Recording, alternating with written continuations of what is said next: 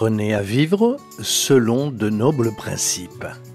C'est le thème d'aujourd'hui en espérant que vous soyez inspirés par ce sujet. Ce programme a été enregistré à l'origine par Ricardo Melo de l'Institut Namasté le 1er août 2023.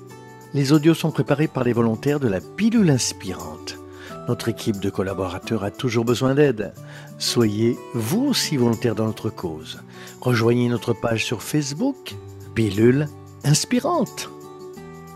Bonjour mes amis, bonjour, je vous souhaite une excellente journée. Et nous commençons avec beaucoup de joie, une nouvelle pilule et vous souhaitons paix et lumière à votre cœur et à votre vie. Que Dieu nous permette de nous éveiller à tout ce que la vie peut nous offrir. Aujourd'hui, j'aimerais vous parler de principes de vie, de principes pour bien vivre. Vous savez que nous vivons souvent cherchant le bonheur au mauvais endroit et ce n'est un secret pour personne. Nous aimons chercher le bonheur dans les lieux extérieurs, dans les personnes, dans des relations qui ne dépendent pas que de nous. Nous aimons mettre le bonheur exactement là où nous ne le trouverons jamais, hors de portée de nos mains. En fin de compte, le seul endroit auquel nous avons accès, le seul endroit qui existe, c'est à l'intérieur de nous. Nous ne pouvons pas contrôler la vie à l'extérieur, mais nous pouvons apprendre à prendre soin de la vie à l'intérieur. Parlons-en un instant. Les Grecs de l'Antiquité, à travers la philosophie socratique, de Platon, Aristote et bien d'autres, ont parlé de l'importance des principes. Le démonisme ou la vie bien vécue est sans aucun doute un modèle d'existence qui reste très valable à nos jours. Ensuite, le stoïcisme, qui était une grande école philosophique du passé, encourageait fortement les gens à vivre malgré les défis, c'est-à-dire à faire les meilleurs choix possibles, quelles que soient les situations extérieures. Ce thème des principes a été abordé par de nombreux philosophes du passé et j'aime particulièrement l'approche de l'empereur philosophe Marc Aurèle, le dernier grand empereur de Rome, qui a écrit un livre que je vous recommande de lire si vous ne l'avez pas fait, l'un des plus lus au monde, intitulé « Méditation ». Dans ses souvenirs, Marc Aurèle parle justement de l'importance pour l'être humain d'apprendre à être heureux par ses propres principes. Et pourquoi ? Je vais revenir au début de la pilule d'aujourd'hui. Tout ce que nous voulons faire bouger ici à l'extérieur dépendra parfois de nous, parfois non. Vous dites, pour être heureuse, je veux que mon fils soit épanoui. Oui, mais parfois, les projets de votre enfant sont un peu différents des vôtres. Il ou elle voudra s'épanouir à sa façon et pas nécessairement de la façon dont vous l'avez idéalisé. Alors, vous souffrirez, vous vous sentirez mal, mais est-ce vraiment cohérent ? Est-ce une façon intelligente de vivre ? En fin de compte, peu importe combien vous parlez, guidez, aimez, éduquez ou dirigez, il ou elle a le libre arbitre et le droit de suivre sa propre voie, qu'elle soit bonne ou mauvaise, selon sa conception du père et de la mère, selon la conception du grand-père ou de la grand-mère. Et ainsi va la vie. Mais je veux être heureux avec mon mari ou ma femme. C'est ce que je veux aussi, je suis marié.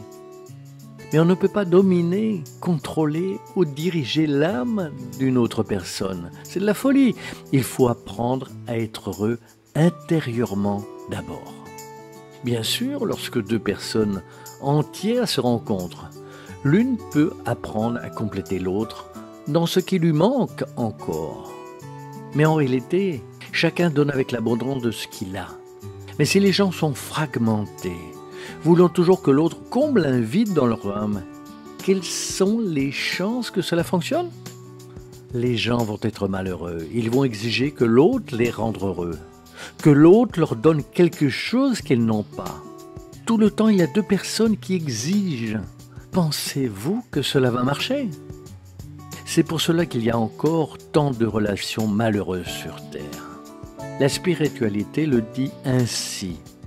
Dans le monde des épreuves et des expiations, les relations d'énergie compensatrice sont encore rares. Ce sera un jour la règle, mais pour l'instant, elles sont encore rares.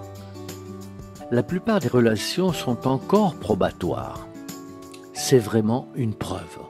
On s'attire parce qu'on a des preuves, des problèmes liés au passé, ou ce sont des relations qui, au moins, vont loin vers ce qu'elles pourraient être en termes d'épanouissement mutuel ou de croissance, parce que les gens se concentrent sur le mauvais endroit. Ainsi, vivre selon les principes d'une vie saine et sacrée, c'est ramener le contrôle à l'intérieur de soi. Vous vous levez et vous dites « Comment est-ce que je veux vivre ma vie aujourd'hui ? Je veux sourire davantage, je veux être reconnaissant. Comment est-ce que je veux vivre ma vie aujourd'hui ? Je veux dire non à des comportements qui n'ont pas de sens pour moi, au lieu de les accepter juste pour faire plaisir aux gens. » Vivre selon ces principes est donc un défi. Il faut avoir le courage de le vivre, parce que, bien sûr, beaucoup de gens n'aimeront pas cela. Ils ne seront pas d'accord avec vous. Et bien sûr, je ne dis pas qu'il faut être ignorant. Je ne dis pas qu'il faut être arrogant. Jamais, il ne s'agit pas de cela. Un sage a ses propres principes, mais il ne veut jamais les imposer à qui que ce soit. Sinon, il devient un dictateur. C'est ce que beaucoup de gens ont fait tout au long de l'histoire de l'humanité. Nous l'avons fait et il ne s'agit donc pas de ce point. Il s'agit de connaître un mode de vie dans lequel vous avez une liberté intérieure. Même s'il faut s'adapter à l'extérieur, à une vie sociale, à une vie qui n'est pas celle que l'on idéalise. Rappelez-vous qu'intérieurement, vous pouvez vivre une vie plus pleine. Vous pouvez l'amener dans vos zones de confort et la direction de la connaissance de soi, de la bonne lecture, de la prière, d'une positivité fondamentale que peut-être d'autres personnes ne font pas, prêtes à suivre à la lettre, comme vous le souhaiteriez, mais vous pouvez en profiter. Je me souviens de la phrase de Mahatma Gandhi. « Soyez le changement que vous voulez voir se refléter dans le monde. » Vous êtes la matrice, nous sommes la matrice. Arrêtez de regarder l'extérieur quand vous pensez au bonheur. Et commencez à regarder beaucoup plus attentivement l'intérieur. Vivez de l'intérieur. Vous commencerez à réaliser que vous allez vous nourrir les uns des autres, que vous allez vous motiver bien plus que vous ne l'avez fait toute votre vie. Cela vous paraît-il logique ?